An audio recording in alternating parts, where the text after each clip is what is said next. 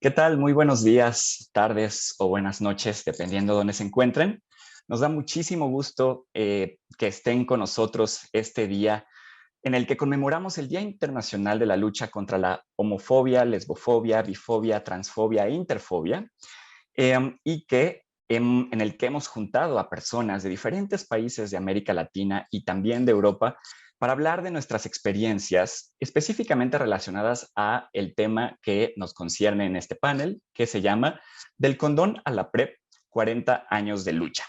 En este panel vamos a discutir y reflexionar un poco sobre lo que ha pasado en los últimos 40 años desde que apareció el virus del VIH en el mundo occidental, qué está pasando hoy en día y qué podemos esperar a futuro en lo que tiene que ver con la respuesta al VIH y algunas de las poblaciones clave como aquellas que incluyen a nuestras comunidades de personas LGBTIQ+. Y para ello me acompañan cuatro panelistas excelentes a quienes me voy a permitir presentarles a continuación. En primer lugar, tenemos a Nadir Cardoso. Nadir es coordinadora de promotoras pares de salud trans en la Unidad de Investigación Social y Participación Comunitaria de la Fundación Huésped. Ella tiene una amplia trayectoria en organizaciones de la sociedad civil, incluyendo organizaciones de personas trans en Argentina. Bienvenida, Nadir. Tenemos también a Gerardo Olivares Bringas. Él es mexicano. Él colabora actualmente con la Unidad de Atención de la Diversidad Sexual del Gobierno de la Ciudad de México. Es licenciado en Psicología por la UNAM y cuenta también con estudios de la maestría en Educación. También tiene una amplia experiencia en organizaciones de la sociedad civil con trabajo en VIH y diversidad sexual. Bienvenido, Gerardo. Gracias. A continuación, les quiero presentar a Víctor Galárraga. Él es de origen venezolano, pero viviendo en Francia. Es profesor y activista de salud comunitaria y forma parte de organizaciones civiles como AIDS y ACT UP. Él es licenciado en letras y maestro en lingüística aplicada y también cuenta con un doctorado en estudios iberoamericanos. Tiene una amplísima trayectoria también en materia de VIH, infecciones de transmisión sexual y, por supuesto, organizaciones de personas LGBTIQ. Bienvenido, Víctor. Y por último, tenemos a Robbie Lütke. Él nos acompaña desde Alemania, es un activista intersexual y actualmente trabaja en la organización Schwule Beratung en Berlín. Me corriges, Robbie, porque seguro dije ese nombre mal. Él es licenciado en Ciencias Políticas y tiene una maestría en Estudios Latinoamericanos. Y también tiene una amplia trayectoria en diversos temas relacionados con la justicia social. Así que, pues antes de empezar, me gustaría agradecer nuevamente a quienes nos convocan el día de hoy, que son las embajadas de Francia y de Alemania en México, Colombia y Argentina. Este es un esfuerzo de coordinación muy interesante entre las embajadas, los gobiernos y la sociedad civil de estos tres países, por lo cual pues creo que realmente todos estos temas que se van a estar discutiendo durante el Día Internacional contra la Homofobia, pues serán de amplia relevancia para toda la región de América Latina y también de Europa. Y bueno, ahora sí, para empezar, me gustaría comenzar con algunas preguntas disparadoras respecto a, en primer lugar, me gustaría que habláramos sobre qué cosas hemos hecho bien desde las comunidades LGBTIQ en la respuesta al VIH en estos 40 años de pandemia. Como sabemos, tanto mujeres trans como hombres gays, bisexuales, fuimos de los primeros que reaccionamos a la epidemia del VIH. Entonces, ¿qué cosas consideran que hay que rescatar cuando miramos hacia atrás en ese sentido? Nadir, no sé si pudieras comenzar tú y luego les damos 3 minutitos a cada quien para que nos contesten y vamos haciendo nuevas rondas de preguntas. Bueno, ¿qué tal? Buenas tardes a todos y buenas noches a todos, según donde estén. Bueno, primero agradecer la invitación, agradecer, muy contenta de compartir acá la mesa esta actividad, así que bueno. Y esto, bueno, creo que nos trae una reflexión, ¿no? ¿Qué pasaron en estos últimos 40 años desde que apareció el VIH en nuestras vidas? Nosotras como comunidad LGBT, en ese periodo, solamente, por ejemplo, hablo de mi país, acá en Argentina, en sí, todavía situándome más con respecto a la población trans, nosotras en ese momento todavía estábamos siendo criminalizadas más allá de ser patologizadas, también criminalizadas. Se nos llevaba detenidas por ser personas trans. No cumplíamos días de arresto, no podíamos salir a la calle, andar en la vía pública, no podíamos ir a los hospitales porque no teníamos un DNI que refleje nuestra identidad. Entonces, aparecer la epidemia del VIH y en el primer momento como que éramos las poblaciones LGBT, las poblaciones claves afectadas de lleno, tanto la población gay, la población trans. ¿Se acuerdan que se decía peste rosa en un comienzo cuando comenzó? Creo que eso venía a sumar todo el estigma y la discriminación sobre nuestras poblaciones. Entonces creo que esto también hizo como una reacción de parte de las organizaciones de la sociedad civil. Tuvimos que empezar a fortalecernos y también a trabajar, ¿no? Veníamos trabajando por tener nuestros derechos, pero de pronto nos encontramos con esta epidemia que vino a marcarnos, ¿no? Unas altas prevalencias en cuanto a la población trans. Nosotros hoy todavía tenemos una alta prevalencia que es el 34%. Entonces necesitábamos ponernos manos a la obra, empezar a fortalecernos, empezar a empoderarnos. Y así fue como nos empezamos a organizar. Creo que esta es una de las respuestas también más efectivas que nos deja esto, toda la organización, que lo hicimos como sociedad civil. A su vez, esto también iba a ir permitiendo el acceso a los diferentes sistemas de salud. Nosotros empezamos a pelear por ese entonces porque no nos lleven detenidas, después logramos que ya no haya más delitos policiales, seguimos avanzando, logramos ya empezar a visibilizarnos, empezar a hacer nuestras demandas, y tanto la población gay acá en Argentina tenemos más de 10 años, casi son 11 años, la ley de matrimonio igualitario, que venía también a otorgar derechos, a visibilizar en un plano como de igualdad ante los demás ciudadanos argentinos, ¿no? Y nosotras 2 años después logramos la ley de identidad de género, una ley que reconocía nuestra identidad. Entonces creo que acá empezábamos a derribar también este estigma o discriminación cuando íbamos a los sistemas de salud. Así que creo que esta es una de las grandes respuestas que creo que es la organización de la sociedad civil para dar una respuesta a esta epidemia. Muchas gracias, Nadir. Sí, sin duda Argentina es un gran ejemplo de cómo se pasó desde la criminalización hasta tener algunas de las leyes más progresistas para nuestras comunidades en todo el mundo. Robbie, ¿quieres continuar? ¿Qué pasó allá en Alemania? Pues muchísimas gracias por la invitación, por poder estar aquí y compartir nuestras experiencias desde Alemania en Berlín sobre los activismos del VIH y pues es un placer estar aquí, muchísimas gracias. Y bueno, es la institución Schwulenberatung Berlin, el nombre Schwulenberatung también incluye como la idea queer, es un nombre queer, schwul en alemán es homosexual. Entonces, Schwulenberatung Berlin, la institución en sí, es como el nombre para gente queer que también el tema del VIH es vinculado con las poblaciones LGBTIQA. Plus en Berlín un éxito lo que fue es la institucionalización de los activismos de los grupos particulares que habían desde los años 70 y 80 en el Berlín occidental. No hay que olvidar que Alemania era un país dividida, eran dos Alemanias, occidental y oriental, y en la Alemania occidental había un fuerte movimiento homosexual, pero también había gente inter, trans y no binarias que siempre estaban ahí en los años 70 ya, en los años 80, pero no, pero bueno, eran y estaban invisibles, ¿no? Hoy en día aún personas inter, trans y no binarias están invisibles en esas luchas contra el VIH.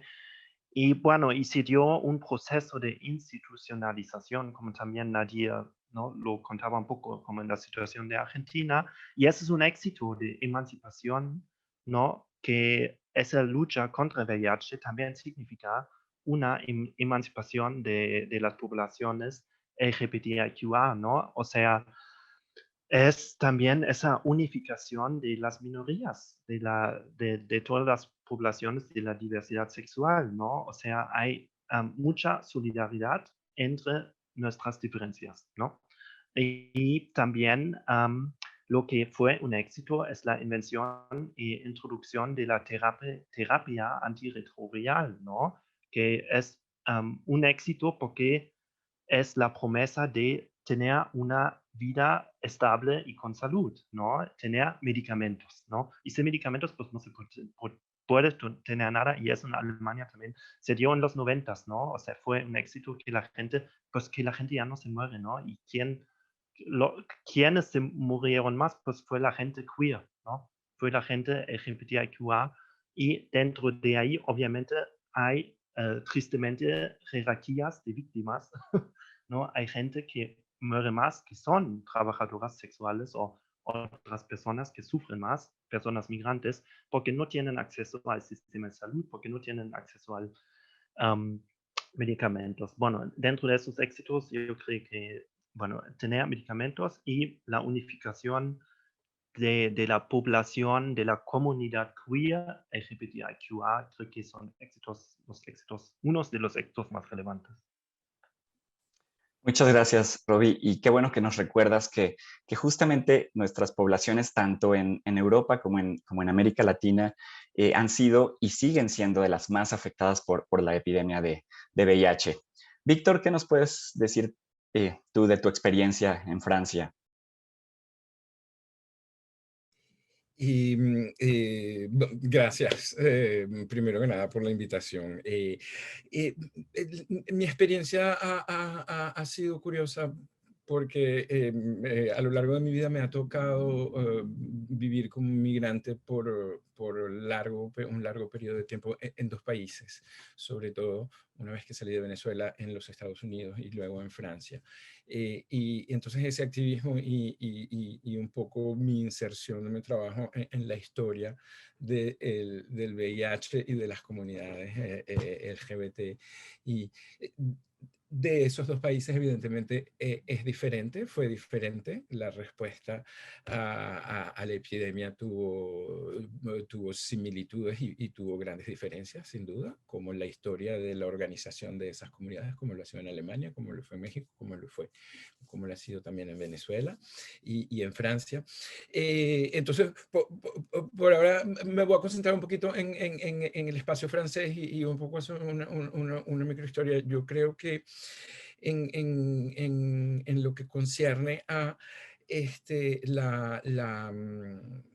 hemos hecho bien o cómo ha sido la reacción a la comunidad. No, dos cosas principalmente. Uno, yo creo que de hecho fue la aparición del VIH a principios de los años 80, del SIDA, incluso antes que el VIH, podríamos decir que de hecho ese fue el orden de aparición. Primero conocimos el SIDA y después, un año después, conocimos el virus que lo causaba inclusive.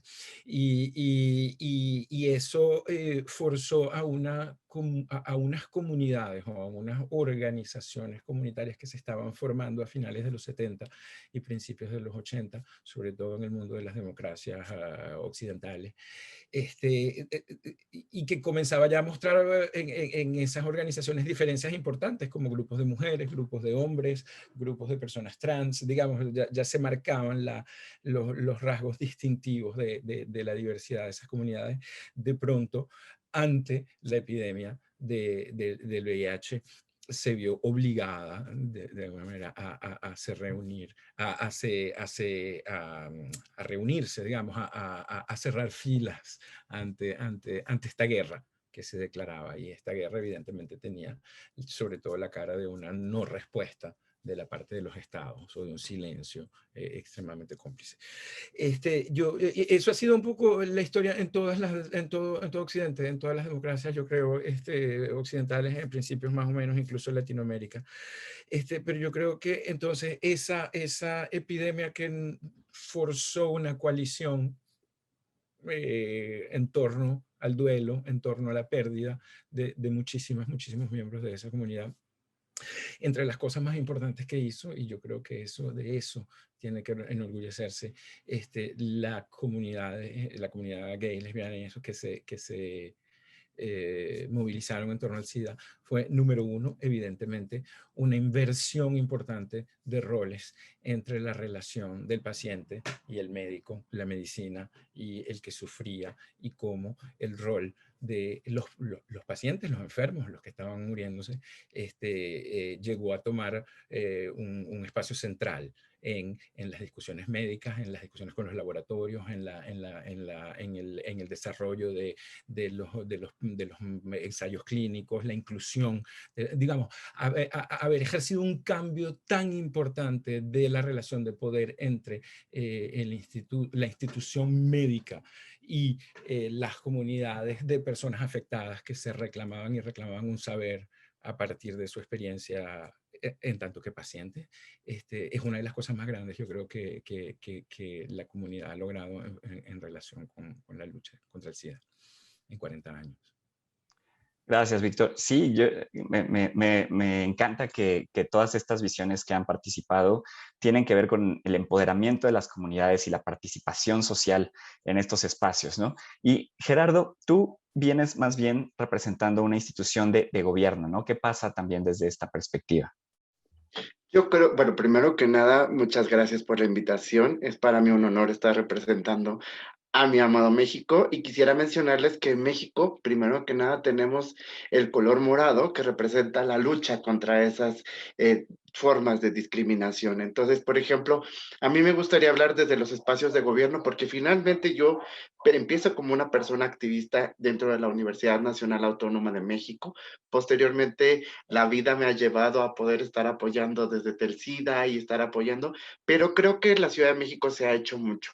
El gobierno de la Ciudad de México, bueno, ha creado espacios seguros para la población LGBTTIQ, en lo que tiene que ver, por ejemplo, con las dos clínicas Condesas, ¿no? La que está en Iztapalapa, que de alguna manera es una institución nueva, porque, bueno, se estaba viendo que había una alta demanda.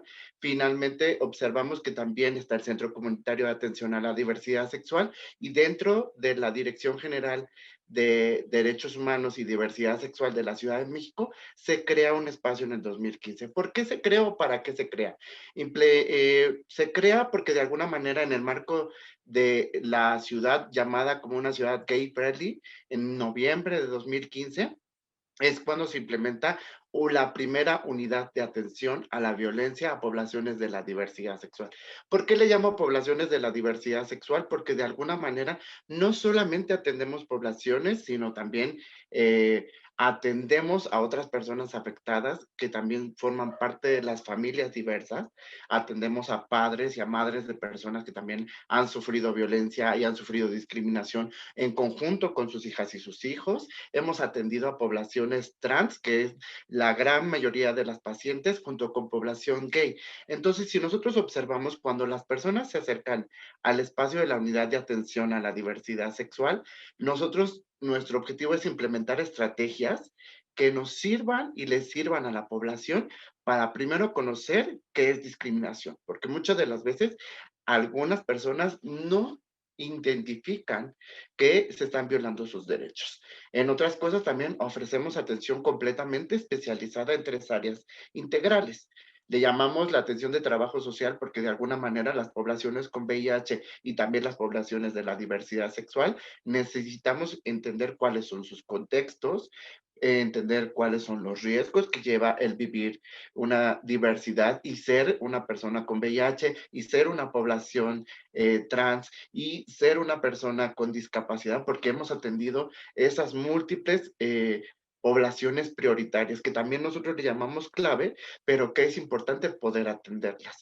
Entonces les damos apoyo profesional de contención, de intervención en crisis, porque muchas de ellas han llegado en una situación en la que, por ejemplo, la noche anterior fueron agredidas, y nosotros de alguna manera, con las estrategias de gobierno que hemos hecho, podemos brindar el apoyo profesional de contención e intervención en crisis, procesos de psicoterapia individual, pero ante todo también, cuando se requiere, podemos dar servicios a instancias gubernamentales de trabajo, pero más que nada de acceso a la justicia, y en este caso al programa de VIH de la Ciudad de México.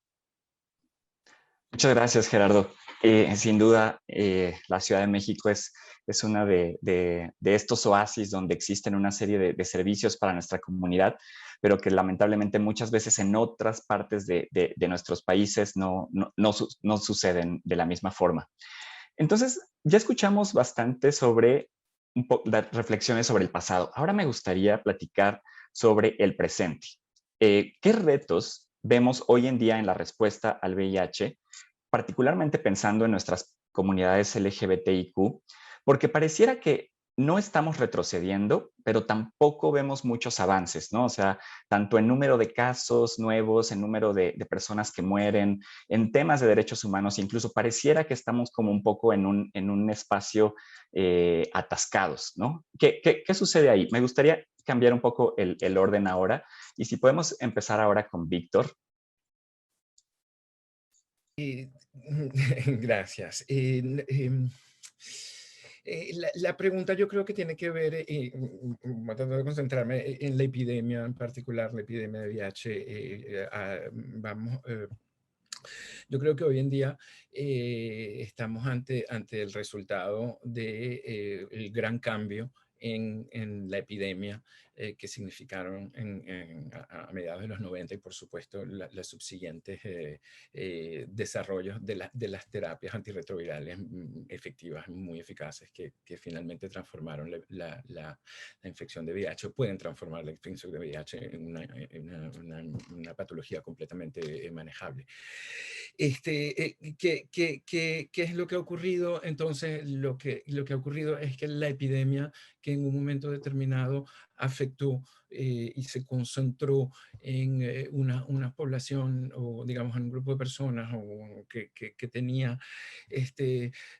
prácticas particularmente riesgosas, vamos a decirlo así, desarrollaran evidentemente una prevalencia enorme. Y pienso en los hombres que tienen relaciones sexuales con otros hombres, bisexuales, en la población trans, en los usuarios de drogas intravenosas, consumidores de productos psicoactivos. Lo que ha pasado en estos 40 años y sobre todo, vamos a decir, los últimos 20 años, es que entonces las campañas, la inversión, digamos, se ha concentrado en estas poblaciones, y hoy vemos, es el caso de Francia en todo caso, y más o menos en el caso de Europa y Estados Unidos, que las infecciones se han reducido y continúan reduciéndose, por ejemplo, en el grupo de hombres que tienen relaciones sexuales con hombres, en los utilizadores de drogas es casi intravenosas, es mínima hoy en día en Francia, por ejemplo, y evidentemente en los trabajadores de sexo. ¿Qué quiere decir eso? Pero como tú lo dices, Ricardo, la infección, los casos descienden muy baja, muy lentamente, y en ciertos casos, curiosamente, aumentan. ¿Qué quiere decir? La infección ha cambiado. Hoy en día la epidemia de VIH claramente, o desde los últimos 10 o 15 años, incluso más, es una epidemia que podemos definir sobre todo como una epidemia de la precariedad.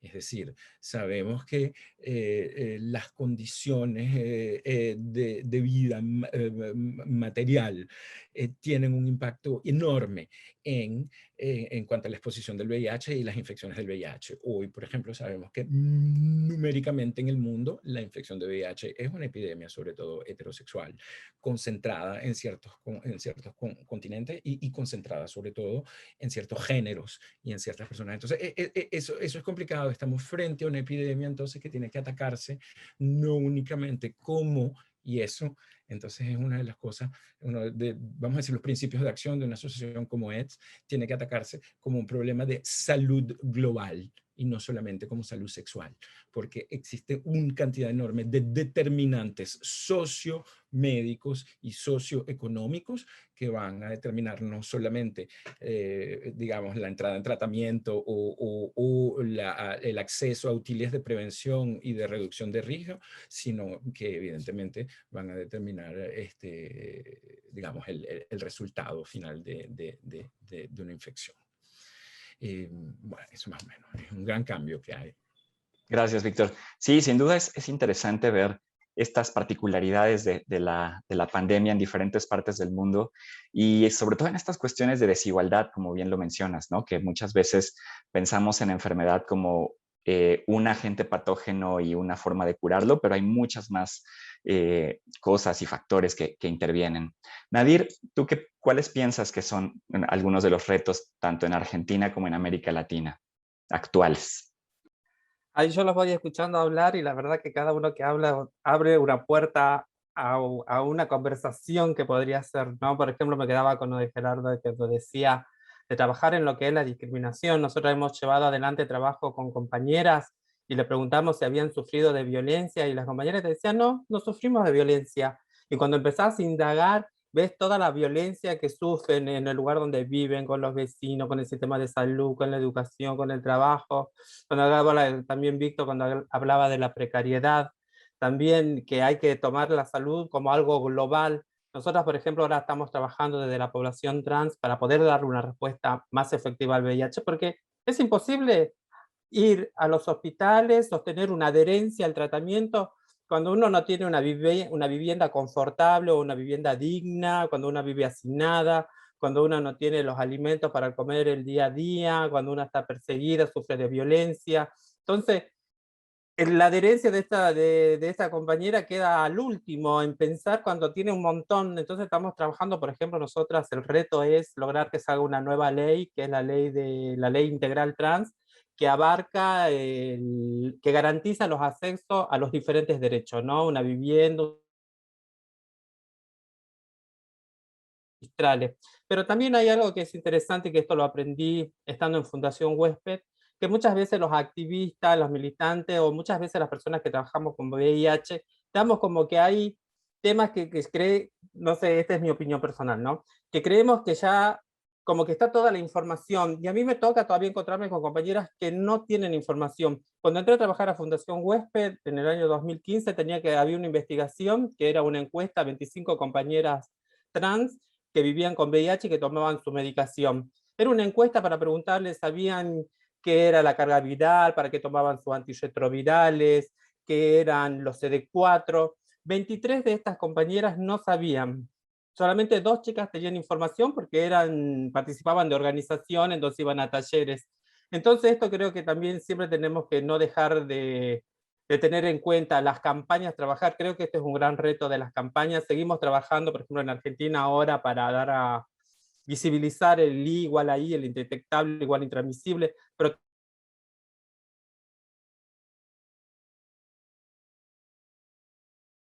tratamiento, la importancia de hacer un tratamiento. Creo que también es importante que las organizaciones o las comunidades nos involucremos en el diseño, por ejemplo, de investigaciones. Nosotras, por ejemplo, llevamos para tener datos y después con esos datos realmente ir y hacer una incidencia política y demostrar, dejar de decir, nos parece que nos discriminan, nos parece. Nosotros, por ejemplo, acá en Argentina se hizo en Fundación Huésped una encuesta que se llama OSI, que si entran a la página de la Fundación la van a encontrar, donde era 498 personas trans en toda la Argentina. De ahí salieron el número que el 40% de la población no iba al sistema de salud por discriminación, el 34% no había accedido a la terminalidad educativa, 79%. Entonces, con estos datos, nosotros podemos sentarlos a los tomadores de decisión y decirle, miren, estos datos son los que salen de esta investigación, estos datos son concretos, estos datos son palpables. Creo que ese es un gran reto, también hacia nosotros dentro, involucrarnos en todos los diseños y ser partícipes de estas investigaciones. Gracias, Nadir. Sí, efectivamente creo que esta cuestión de involucrar a las personas más afectadas por la epidemia en todos los procesos, no solamente como beneficiarios, sino como tomadores de decisiones, como parte de las investigaciones, sin duda ha sido un gran avance que justamente se ha impulsado desde el mundo del activismo en VIH. Gerardo, ¿qué nos puedes decir tú sobre cómo se ven algunos de los retos actuales en México y en América Latina? Primero que nada, considero que, por ejemplo, el que haya acceso a medicamentos gratuitos para las personas es un gran reto. Que se haya el PrEP, el PEP, para personas que de alguna manera han sufrido agresiones sexuales, ¿no? El que, por ejemplo, el gran reto para nosotros sería que no solo fuera una unidad de atención a la diversidad sexual, sino que hubiera 16 unidades de atención a la diversidad sexual en cada una de las alcaldías. Sería muy importante que, por ejemplo, la atención no se focalizara solamente en la Ciudad de México, porque eso también ha sido un gran reto. La mayoría de las personas tienen que viajar a la Ciudad de México para poder tener acceso a medianamente servicios de atención, porque muchas de las veces, por ejemplo, nos encontramos en que las poblaciones claves, el año pasado que inició la pandemia en 2020, incrementó lo que tiene que ver con las infecciones de transmisión sexual, incrementaron los índices de violencia, incrementaron los índices de pues de discriminación, porque muchas de las veces las personas no tenían un espacio donde estar. A las mujeres, por ejemplo, no, como lo decía Nadir, y es algo que rescato de ella, es no, la mayoría de las compañeras trans no tienen espacio, tienen que compartirlos, y son espacios compartidos muy reducidos. Entonces, también sería importante que los sistemas de salud, eso sí lo pongo muy, muy en letras rojas y negras, es importante que se sigan sensibilizando y se sigan especializando. Muchos de los compañeros, les puedo decir que el día de ayer un compañero de la atención en la UNADIS sufrió agresión por una situación en su aspecto por otras personas, acude a un servicio de salud en el ISSSTE y de alguna manera le dicen que no hay ningún tipo de servicio y que no le pueden ayudar, que necesitaban una radiografía para poder atenderlo y sin embargo no había ese servicio en la Ciudad de México. Entonces, el gran reto es que de alguna manera se dé mayor infraestructura, se dé mayor dinero, principalmente las organizaciones de la sociedad civil se sumen nuevamente al reto, porque muchas de ellas en el gobierno de la Ciudad de México y en todos los gobiernos, en el federal, les redujeron o les quitaron mucho de los recursos y gracias a las organizaciones de la sociedad civil, nosotros podemos, la gente sabe que haya una unidad en donde podemos brindar un servicio gratuito donde no lo hay. Sí hay grupos de autoapoyo y ese es un gran reto, sí hay espacios para la detección, pero como tal, no hay una unidad de atención a la salud mental de las personas de la diversidad sexual y específicamente a poblaciones con VIH. Nosotros hemos hecho acompañamientos, ese es un gran reto que a nosotros nos unió, es que a un compañero que lo despidieron porque se reveló el estatus de VIH en su trabajo, nosotros logramos que de alguna manera se agilizara en la capacitación y el adiestramiento de ese personal, pero no es suficiente. Las personas necesitan cambiar el chip y entender que también somos diferentes y que formamos parte de un mundo, de la Ciudad de México y de toda la República Mexicana. Gracias, Gerardo. Sí, me parece que esta cuestión de que haya servicios integrales, ¿no? O sea, también cuestiones de servicios legales, de apoyo psicológico, son fundamentales porque no nos podemos quedar con el que voy por mi medicamento o voy por mis condones y ya, ¿no? O sea, se requieren muchas más intervenciones. ¿Y Robbie? Bueno, nada más me puedo sumar a lo que se dijo, ¿no? Que la desigualdad social atraviesa esa pandemia del VIH, ¿no? Que, por ejemplo, un reto es lograr que lleguen los medicamentos a poblaciones aún más vulnerables o afectadas, como son las personas intertrans y no binarias y poblaciones migrantes en Alemania. Hay muchísimo racismo en la lucha o en el medio de quién tiene o quién recibe medicamentos, ¿no? Y eso tiene que ver con derechos a la salud o acceso al sistema de salud en Alemania. También las comunidades refugiados están súper discriminados. Y bueno, en nuestra organización, con otra organización de VIH, la Berliner AIDS-Hilfe, creamos un centro de salud para la comunidad LGBTI y ahí creamos un día especial para la población trans, inter y no binaria, también migrante, que pueden ir ese día para hacer la prueba VIH y tener una consulta sobre lo que quieren hablar y también las preguntas que tengan. Y les quería mostrar un minutito, un video sobre qué es este centro. Es en inglés, lo siento mucho, no es en español. Y les voy a compartir por favor, Ricardo, dime si son solamente un minuto, mi pantalla. Ya Voy la a vemos. subir mi volumen, un segundo, y ya. My name is HP Lafshaft. I'm a drag king and your friendly neighborhood spider tram. I'm here at Queer Sexual Health Center Checkpoint Berlin to plug an upcoming event. On Saturday, October 24th, Checkpoint is opening its doors exclusively for trans, intersex, and non-binary people. They'll be offering anonymous STI screening, Prep Start, as well as counseling. Now, let me walk you through what visiting Checkpoint is like. Starting outside, we're here at Hermannplatz, where the U7 and U8 meet, so it's super easy to get here. And then Checkpoint is just on the 3rd floor. You can take the elevator or the stairs.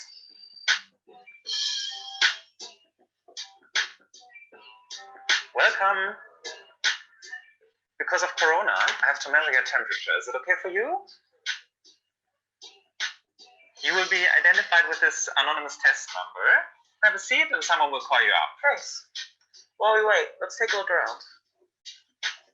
Checkpoint is all about providing sexual health services to people who might not have access to medical support elsewhere, or who might not feel respected and supported somewhere else. So in other words, we're here for all of you fabulous queers and trans people, folks who are new to Berlin or just passing through, people without health insurance or low income who need services for free, or folks who need to stay anonymous. Okay, that was the video. I will, 1 second. Okay. Bueno, esto fue el video que quería compartirles, que justamente habla eso de las discriminaciones y creamos ese día a gente que no tiene mucho acceso al sistema de salud para tener medicamentos. Muchas gracias, Robbie. Y qué bueno que nos recuerdas también que las poblaciones queer, no binarias e intersex también deben estar consideradas en todo este tipo de servicios específicos para nuestra comunidad. Muchas veces solo nos acordamos de lo LGBT y dejamos a las otras personas fuera. Y bueno, ahora digamos que para empezar a cerrar, me gustaría que reflexionáramos un poco hacia el futuro, ¿no? O sea, ¿qué podríamos esperar en cuanto a la respuesta a la epidemia del VIH, considerando que obviamente tenemos situaciones sociales y políticas que están ocurriendo en el mundo, pero también tenemos, por ejemplo, nuevas oportunidades a través de productos biotecnológicos. Ya hablábamos de que hay mejores medicamentos, ya hablábamos de que existe la PEP y la PrEP para prevenir el VIH, pero incluso se vienen otras cosas como podría ser la vacuna, ¿no? para la cual ya hay ensayos clínicos en el mundo. Incluso podríamos pensar en una cura en el futuro, pero ¿qué tanto podríamos esperar las personas LGBTIQ+ de estas cuestiones por cómo vemos el futuro, sobre todo pensando en unos 10 años? ¿Qué les parece si ahora empezamos por Gerardo?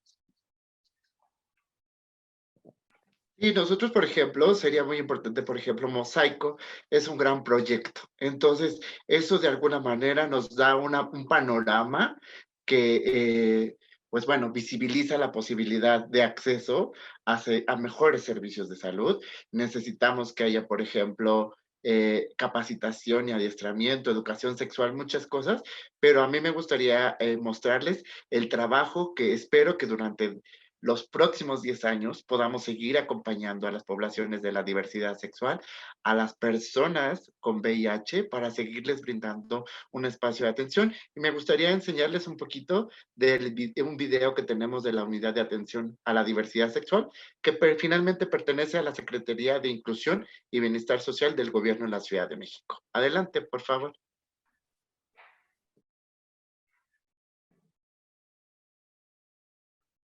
Si le podemos subir un poquito el volumen, por favor.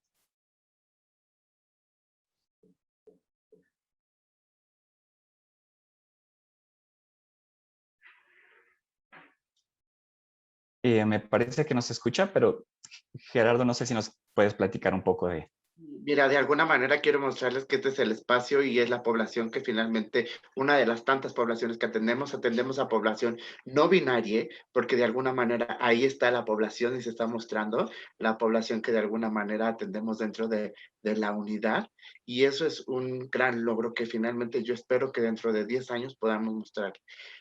Hablaba como de, Andrea es una beneficiaria también de la unidad. Y por ejemplo, en el caso de Andrea, atendemos también a su hijo, que es menor de edad y que es trans, y que también no contamos con espacios para población y niñez trans. Ella nos menciona ahí que gracias al apoyo que nosotros le brindamos, ella ha podido lograr muchos de los avances. Ahí está el abogado y atendemos a mujeres trans.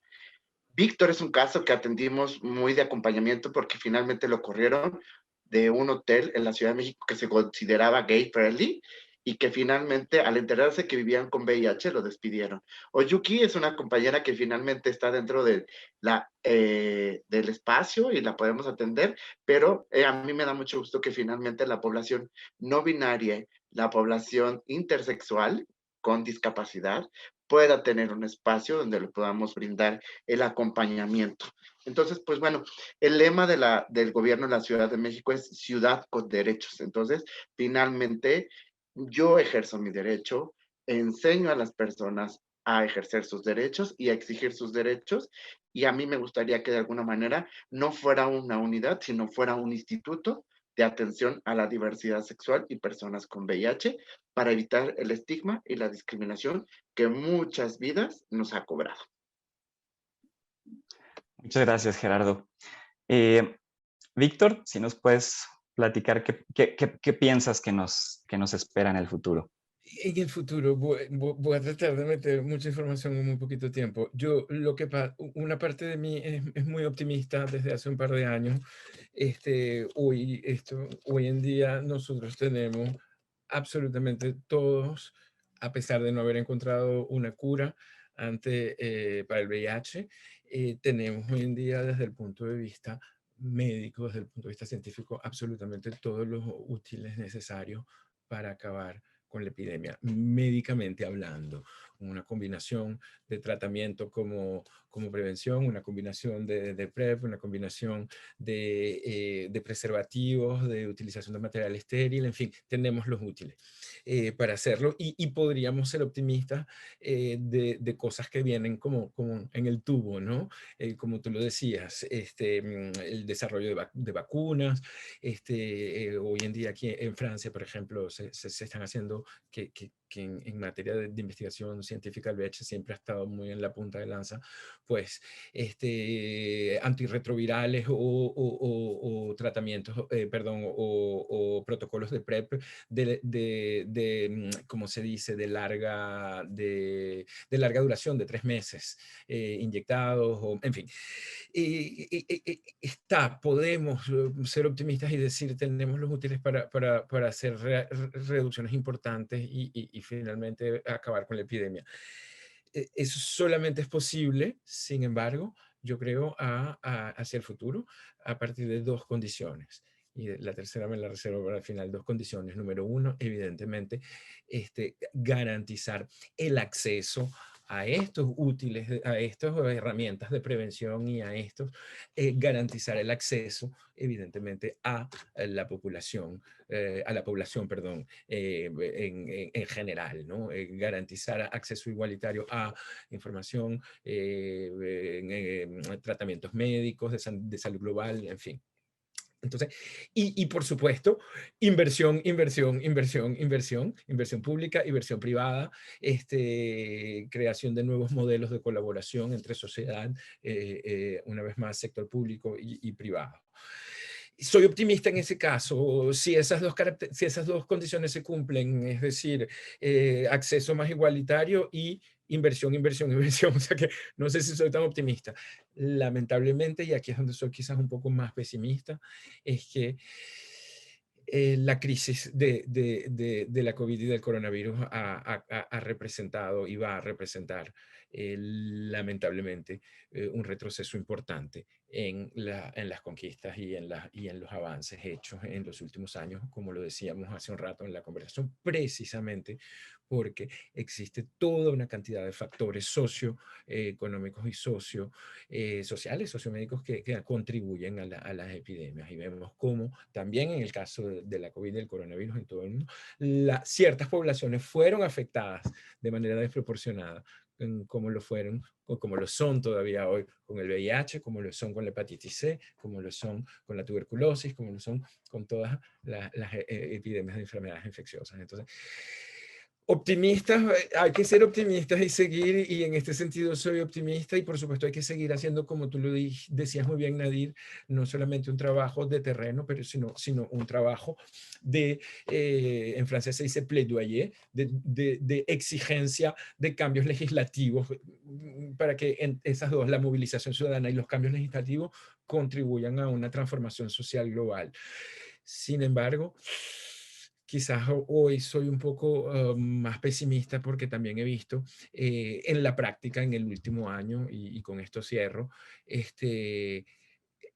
la especie de electroshock que ha sido para la lucha contra el SIDA, al menos aquí en Francia, en Europa y en Latinoamérica también, la llegada de la crisis sanitaria global del coronavirus. Y bueno, eso, una epidemia no elimina la otra, ¿no? Aquí se dice en francés, en una imagen de un túnel por el que vienen saliendo dos trenes, y dicen que un tren no puede esconder el otro, porque la verdad es que son dos, y los dos están allí al mismo tiempo. Y bueno, hay que agarrarse de las conquistas que se han hecho hasta ahora, pero bueno, el trabajo ahora casi se duplicó de nuevo. Claro, qué bueno que nos recuerdas de todos estos retos extra, ¿no? O sea, como si no tuviéramos suficientes, la pandemia de COVID-19 viene a ponernos muchos retos extra en la política, en el financiamiento, en el acceso, y pues ahora entonces habrá que redoblar esfuerzos. Robbie, ¿tú qué piensas que puede pasar en el futuro? Bueno, yo creo que también los gobiernos, no sé, la voluntad política es muy importante en este juego. Si no hay voluntad política, no hay dinero, no hay financiamiento para las organizaciones de la sociedad civil, ¿no? Entonces estoy muy feliz, como que está Gerardo también aquí, ¿no? Que por parte del Estado, ¿no? Que también hay como un compromiso del Estado, ¿no? En Berlín tenemos suerte que hay mucha financiación estatal, ¿no? Porque es actualmente un gobierno de la izquierda, pero no sé si, porque el panorama en Europa en general, las derechas están ganando, ¿no? Pero no sé si la derecha podría hacer una política, bueno, ¿qué es la derecha, no? Podría hacer una política de VIH adecuada a las poblaciones LGBTIQIA. Entonces, bueno, yo creo que una conexión es tener en los próximos 10 años una política positiva, una política que abraza, ¿no? A las organizaciones de la sociedad civil, que nosotros dependemos de esos fondos, ¿no? Entonces, también, obviamente, espero que haya una cura, ¿no? Que se acabe esa epidemia, que se terminen esos estigmas y discriminaciones que nos matan así directamente. Yo, como desde la perspectiva del trabajo social, escucho todos los días lo que está pasando, ¿no? Que la gente sufre, que gente se siente culpable de tener VIH, ¿no? Y no pueden disfrutar la sexualidad. Entonces también viendo el aspecto de tener sexo, ¿no? Bueno, yo creo que lo que desde la psicología, creo que yo espero que la gente no se sienta, o que la gente se sienta menos culpable, ¿no? Y yo creo que la PrEP, por ejemplo, que no es un argumento contra el condón o la terapia, yo creo que la PrEP o todos los métodos de sexo seguro podrían también, o sea, fortalecer la idea de una sexualidad libre, ¿no? Porque pues la gente pues escoge su método de sexo seguro si pueden escogerlo, ¿no? Y yo creo que la gente que tiene mucho miedo y es negativa y quiere disfrutar el sexo, pues la PrEP también es una opción que no depende del genital, hablando así, ¿no? ¿No? Entonces también la PrEP podría o es una opción para gente intersexual, para gente trans o con corporalidades más diversas, más allá de un cuerpo cis masculino, ¿no? Entonces yo creo que la PrEP también podría significar un método de tener safer sex más diverso. Gracias, Robbie. Y qué bueno que nos recuerdas que todo este tema de la prevención no tiene que ver solamente con la salud, sino también con el placer y nuestro derecho a,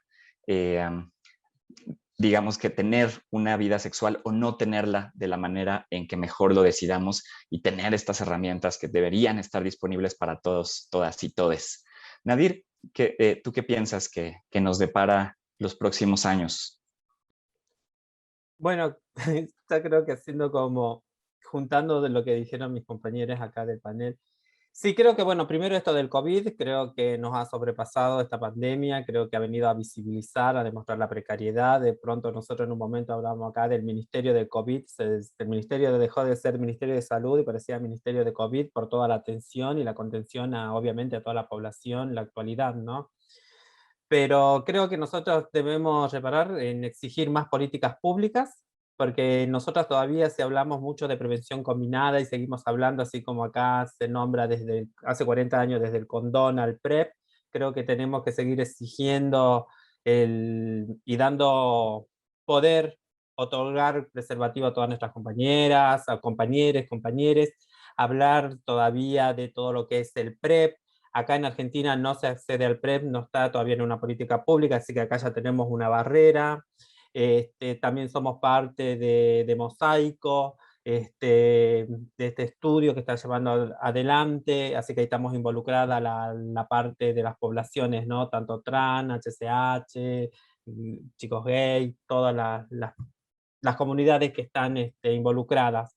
Creo que seguir trabajando en eso, creo que también queda como para poder dar una respuesta, trabajar en la parte de educación sexual integral. Nosotros contamos con una ley en Argentina que es del año 2006 y todavía no se puede implementar de manera efectiva en los colegios, siempre está por ahí que entra entre la religión, entre que sí, no, hay escuelas que la llevan adelante, pero brindar que se haga efectiva esta educación sexual en todos los niveles de acá de la Argentina, hablar con eso, hablar de la respuesta integral, también el derecho a la salud, el derecho al placer, que hablaba mi compañero acá, que hablaba Robbie, que yo eso, por ejemplo, lo visibilicé con una compañera cuando le conté del I igual a I, por eso también hablo mucho de las campañas que se han, acá en Argentina no hay muchas campañas, ya casi no hay campañas, pero volver a retomar estas campañas para dar una respuesta y sacar todo lo que es el estigma, ¿no?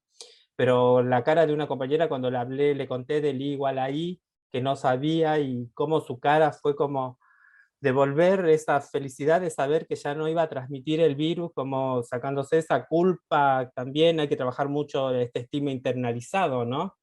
Que se trabajó mucho acá, las poblaciones muy marcadas.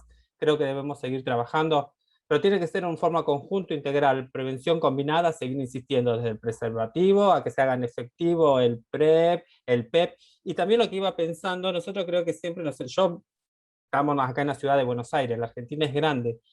Si estos problemas tenemos en las ciudades grandes, imagínense en las ciudades del interior, en las provincias, en las ciudades que están acá a 1000 kilómetros, en los pueblitos, en los pueblos chicos.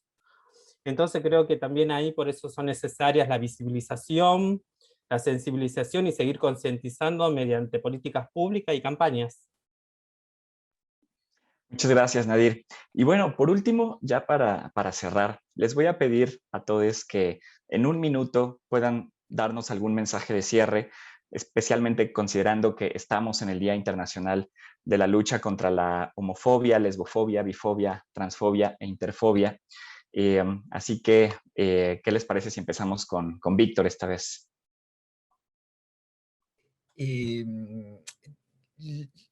Toda forma de violencia y toda forma de discriminación por orientación o por identidad de género o sexual es una contribución, este es un poco el lenguaje duro de la gente de ACT UP, es una contribución directa a la muerte por SIDA, a la muerte por infecciones.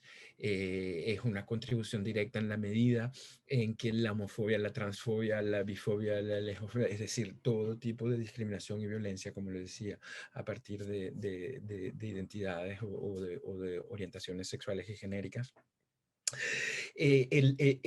alejan a las personas de las instituciones de cuidado médico o las instituciones que pueden servirle de apoyo o de cuidado médico. Las alejan, como en el caso sobre todo, lo vemos numéricamente de la población trans, los aleja de la institución educativa, precariza a las personas, tiene un impacto directo en el tipo de cuidado médico que los profesionales de la salud y que los funcionarios del Estado van a tener hacia las personas, lo que en turno, como lo decía, va a facilitar o alejar. Entonces, cuando uno, y esta es la frase, cuando uno se lucha contra la homofobia, cuando uno lucha contra el VIH, cuando uno lucha contra la lesbofobia, luchamos contra el VIH, cuando luchamos contra la transfobia, cuando nos batimos contra cualquier tipo de violencia y discriminación, es una contribución directa y eficaz a la lucha contra la epidemia del VIH y del SIDA en el mundo. Y de allí la importancia de días como este, pero sobre todo el trabajo de todos los días, cultural, social, educativo, y sobre todo en los medios militantes también, para disminuir, o en todo caso, o hacer desaparecer, en último término, cualquier tipo de discriminación y violencia. Muchas gracias, Víctor. Robbie, tu mensaje de cierre. Bueno, como persona intersexual o persona inter o intersex, hay términos diferentes. Pues a mí me gustaría también poner el enfoque también a personas inter o intersex y VIH, que hay poca visibilidad y pero hay gente intersex en el mundo queer, ¿no? Si hablamos de las letras o de las comunidades LGBTIQI, la letra I, ¿no? Que significa inter o intersexualidad, ¿no? Mucha gente lo dice pero no están personas inter, ¿no? O no sabemos quiénes son, ¿no? Y en cuanto al VIH, pues hay mucha gente afectada también, personas inter que tienen VIH o que viven con los estigmas y discriminaciones, ¿no? Pero no es más o menos, ¿no? Estamos todos en lo mismo, ¿no? Estamos todos en lo mismo combatiendo esa epidemia y esos estigmas porque somos diferentes y porque no somos parte de la mayoría heteronormativa, ¿no? Salimos de la norma y pues el VIH, el estigma, ¿no? Como que, entre comillas, lo sucio, ¿no? Porque tenemos sexo o no tenemos sexo, pero como que todos esos estigmas que acaben. Y yo, bueno, este día, el 17 de mayo, para mí significa visibilidad. Visibilidad, lucha, activismo contra el VIH y en particular también, porque es mi identidad y mi cuerpo intersexual, es visibilidad inter y intersexual con vinculación de VIH. Y a mí me gustaría pues, saber para un futuro, porque no hay investigación, si hablamos de universidades o discursos académicos, según yo no sé, no hay investigación sobre VIH y personas intersex. En el trabajo social sí hay experiencias aquí en Berlín, pero no sé, bueno, ahí me gustaría también vincular más o saber más. Bueno, ese es mi mensaje y mi duda o pregunta sobre este día. Muchas gracias. Gracias, Robbie. Nadir. Bueno, en este día tan especial, ¿no? Primero, visibilizar toda el estigma, la discriminación sobre nuestras poblaciones y quizás también darle un nombre más fuerte, que estos se convierten en crímenes de odio, que terminan siendo un crimen de odio cuando una persona de nuestras comunidades siguen siendo discriminadas, porque esto da lugar a que se forme este estigma internalizado y después el estigma anticipado, por lo cual no concurren a los servicios de salud. Seguir trabajando en esta línea para eliminar todo lo que sea el estigma y la discriminación. Creo que esta es como una gran base, porque podemos seguir accediendo a testeo, tratamiento, PrEP, un montón, pero si no hablamos del estigma y la discriminación hacia nuestras identidades y encima la interseccionalidad, porque eso se van sumando. Uno ya recibe estigma, por ejemplo, hablo en mi caso personal, por ser trans, si una es por trabajadora sexual, otra por si es migrante, encima si tiene HIV, entonces que se van sumando todos esto. Entonces creo que la base de esto es trabajar el estigma, para eliminarla de una vez por todas, trabajar con nuestras comunidades para que se empoderen, este fortalecimiento, y también hacerlo de una manera que sea regional, ¿no? A mí me da alegría que estemos acá de diferentes partes de América Latina con el compañero que está en Europa, pero que podamos trabajar en forma regional, porque la respuesta también tiene que ser en forma regional. Tenemos que trabajar unidos de todos los países, las organizaciones de la sociedad civil, tratando de dar una respuesta y exigiendo políticas públicas y que sean efectivas, porque por ahí hay políticas públicas y no se hacen efectivas. Entonces necesitamos que sean efectivas realizando un monitoreo, así que también eso creo que es un compromiso de todas nosotros, realizar un monitoreo y cuando no se cumplen, alzar la voz y denunciar. Pero bueno, creo que es visibilizar, siempre queda visibilizar todo lo que atravesamos. Muchas gracias, Nadir. Y por último, Gerardo. Yo creo que a veces el poder tener la oportunidad de levantar la voz, el poder tener la oportunidad de poder acercarse a trabajar a poblaciones que han sido acosadas, que han sido violentadas o que muchas de las veces entre personas de la diversidad sexual nos anulamos, es todo un compromiso. Mi lema desde que inició el COVID-19 es hagamos comunidad. ¿Cómo podemos hacer comunidad? Acercándonos unos a otros, venciendo todas esas barreras de odio y de discriminación que muchas de las veces nosotros como personas, por la ignorancia, tendemos a repetir. La educación es importante, pero sin embargo, nosotros en nuestro compromiso en la unidad de atención a la diversidad sexual y el mío es visibilizar que también en los centros de trabajo podemos vivir las personas de gobierno también discriminación y que no vamos a trabajar en seguir replicándola, sino brindar apoyo, como en el caso de atención a la salud mental y acceso a la justicia, que hay un gran vacío en la Ciudad de México, a personas de la diversidad sexual y personas viviendo con VIH. Es necesario que unamos esfuerzo las organizaciones de la sociedad civil, el gobierno, pero principalmente un trabajo comunitario entre dependencias que atendemos a poblaciones prioritarias. Y mi compromiso es siempre brindar apoyo a quien lo necesite. Ser escucha, porque de alguna manera el COVID también nos trajo, desde mi punto de vista, una oportunidad. El que yo tenga un teléfono por parte de la institución para poder escuchar a las personas que están sufriendo situaciones de violencia o que son discriminadas por el hecho de tener VIH, me brinda la oportunidad de poder decirles, hay alternativas, hay puestos, dirígete acá, y no es imponer a la gente, es dar atención, atención con derechos. Pues muchísimas gracias a todos, todas y todos quienes nos acompañaron. Ha sido una charla muy rica y esperamos que sigamos adelante fortaleciendo estos vínculos regionales, tanto en América Latina como en Europa. Y no me queda más que agradecer a las embajadas de Francia y a las embajadas de Alemania en México, Colombia y Argentina, así como al Goethe Institut, al IFAL y al Institut Français, por todo su apoyo para la realización de estos paneles. Muchísimas gracias y que les vaya muy bien para seguir conmemorando este Día Internacional contra la homofobia, lesbofobia, bifobia, transfobia e interfobia.